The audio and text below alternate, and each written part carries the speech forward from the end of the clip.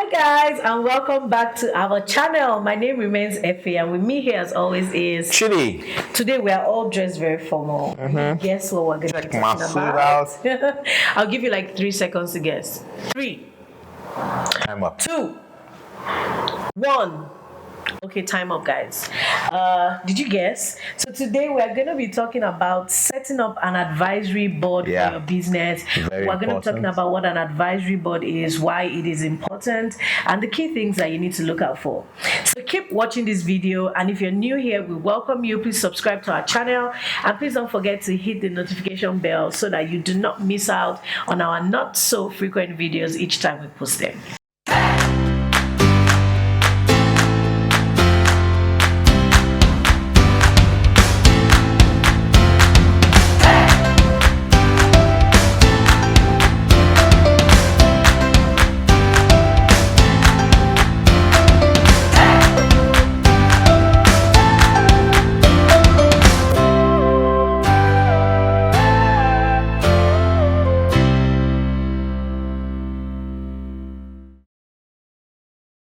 Welcome back, guys. So Chidi, what is an advisory board? Yeah, an advisory board is a group of people that gives you relevant advice to tailor towards your business, and they are informal because you don't have to do a particular CAC documentation for them. Most times they don't have shares in your business, but at times, of course, your set of advisory board can also have shares in your business as well. But they give you relevant advice. There is no legal document binding the two of you, and you also have the right to take their advice or not to take it. It's up to you as an entrepreneur. Wow, that's amazing. So when one of my advisors gives me an advice, it still lies with me. The responsibility still lies with me to know if I'm going to take it or not. So I think it was in 2019 we set up our own advisory board at TPPC, and it has been an amazing journey because we have enjoyed tremendously from the people that we're able to attract on our board, and it's just been really amazing. I believe that is something that every entrepreneur should look into. It's really important because you can agree with me as an entrepreneur, as a business person, that sometimes the business world and entrepreneurship just gets really overwhelming. Sometimes you just feel like, oh my God, I'm drowning. I don't know what the next step should be. And at that point, you really need people who have gone ahead of you and have experienced the things that you're currently experiencing to just basically hold your hand and show you the way. And apart from that, I find that investors now are looking keenly into it. If you've been applying for grants, you see that they usually ask, like when they're talking about your team, they'd ask you about if you have a board of advisors and all of that. Very important. It's actually very important for you to set up an advisory board because the values and the advantages are a lot. So we're also going to be talking about a few things that you need to note when you're setting up your advisory board. And the first one I'm going to be talking about is basically first understanding your business in terms of, what is your vision and what is your mission, and how does your business actually help to, impact the world. Because you'll be better able to attract high profile and quality people who have relevant knowledge and experience on your board if your business makes sense, basically. If your business makes sense and have good impact. It has good impact on some other person, or it has a good impact on the world at large. That way you're better able to attract people. Chidi, do you have something else? Yes, also it's very important to note as well that those that can actually give you value might not be those that are up there with 100,000 followers, that are CEOs and directors of banks and oil company directors and all. You can actually find very valuable people that might not be so loud on social media, that might not be everywhere, but they can give you that time and advice that your business actually needs at a particular time to grow. So don't pin down names of people that are so high to reach. They might even be too busy that they might not even have the time to come give you that time that you require. So look for valuable people, but at the same time, look for people that are accessible. Exactly, which leads me to my next point. You just drew out the word from my mouth. You need people who you can have access to. True. People that, apart from the, like meeting time, you can pick up your phone and call call them and say, oh, this is going on right now, what do I need to do? Yeah. You need to have people you can have access to. Most times, a lot of the people you see on Instagram that have a lot of followers, it's also possible that you might not be able to have access to them. I mean, the key is to have relevant people and people that you can have access to even outside of the normal time that you're having your meeting, maybe through a phone call or a WhatsApp message or whatever it may be. And another thing that I also think is really important is also knowing, why you're setting up an advisory board, because you can set up an advisory board for different reasons. So it might be because you want to get access to new markets, you're looking into going into other countries, or you're looking into expanding into other states, or you want to be able to get around some government policy, or you need help with your marketing, whatever, business development and whatever it may be. Funding. Also funding. Your advisory board has to be tailored to suit the need of your business at each particular time. Sure. Yeah. Sure. And then also you have to also ensure that your advisory board members can give you value outside of just advice. Yeah. I mean, you want to be able to leverage on their network. The people, if they are people of value and high profile people, they also have other people of value in their network that you might also need for one thing or the other. So that ability to be able to leverage on their network, people who have other value to add other than, just the advice that they give. Chidi, do you want to add? Yeah, just to add to what she has said now, you might be hearing high network people with network, people that you can leverage. You might be thinking, how am I going to afford these guys? It will be very expensive. We'll be charging $1 million, $500,000. No.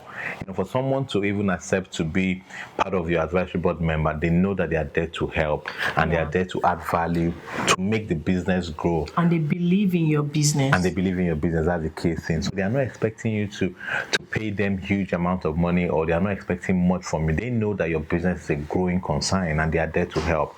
But you need to appreciate them when they come have their board meeting, right? You can have a sitting allowance for them. You can provide food, send them messages or cakes on their birthday. So there are little things you could do to actually keep these people, because they are sowing that seed into the success of your business. And once you have them, then it's on you to be able to extract as much value from them to make your business grow. I totally agree with you, because I know that time is money, but I mean, the time and effort that advisors put into your business, you can't quantify it, and you cannot. Sure. I mean, you can't pay for all that experience, to be honest. And whilst you try to do compensation, like you have mentioned, give them a sitting allowance as much as you can, as much as your business can afford. Yeah, that's because the key word. I mean, people who are there to help. They're there because they believe in you and they believe in your business. Another thing that you can do to also, sort of compensate is, be able to pay it forward. Someone is pouring into your business and doing that for you. How are you also pouring into someone else's business? How are you also passing back, advice and strategy, just being there for another person to help? So that's what I mean by paying it forward. Just, being able to put that back into someone else. There might be someone else in a business that is experiencing something that you have experienced, just being able to do that. And so that's really amazing. That's a great way to, sort of compensate the universe and compensate everybody for all of the value that they're adding to you. Another thing I also like to talk about is, even though, your advisory board is informal, it's not formal. I was about to say that. That's you true. also need to have a letter that is signed. So by letter, I mean, you just want to be clear to the people who are on your board as to what your expectations are, what you expect from them, why you have them on your board, so they know what sort of advice and what sort of resources that they should connect you with, and they know what their responsibilities are towards you. And then also, because of the fact that by reason of their closeness to you in terms of advising you, for someone to advise you, they pretty much have to know about your business.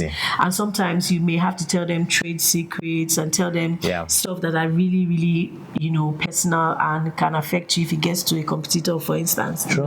And then mean, you might want to sign like a non-disclosure agreement. That's very true. You know, just to make sure that you keep yourself safe, you know, with that letter as well. And then another thing that is also important, which we also did, is because, I mean, your business is growing, your business is in phases, your business is in different stages, and at different stages of your business, you will require different advisors.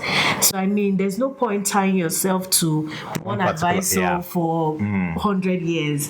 I mean, the beautiful thing about having an advisory board is that it's very flexible. So I can give you a letter, I can give a letter to my advisor that says that this is like a 24-month advisory period or something like that, because maybe in 24 months you expect your business to be in another stage, and you believe that at that stage you require another set of advisors, which is also great. What do you think about that? That's very amazing. And also here in this relationship is a mutual beneficial relationship as well. So you're trying to build a solid relationship so you can tap as much as you can from your advisory board members. So if there's any service or product you know you can offer to your advisory board members, their business as a pro bono, go ahead and do it. You know, because that will also bring that tie stronger, and they want to pour themselves to your business and give you as much value as they can. Right.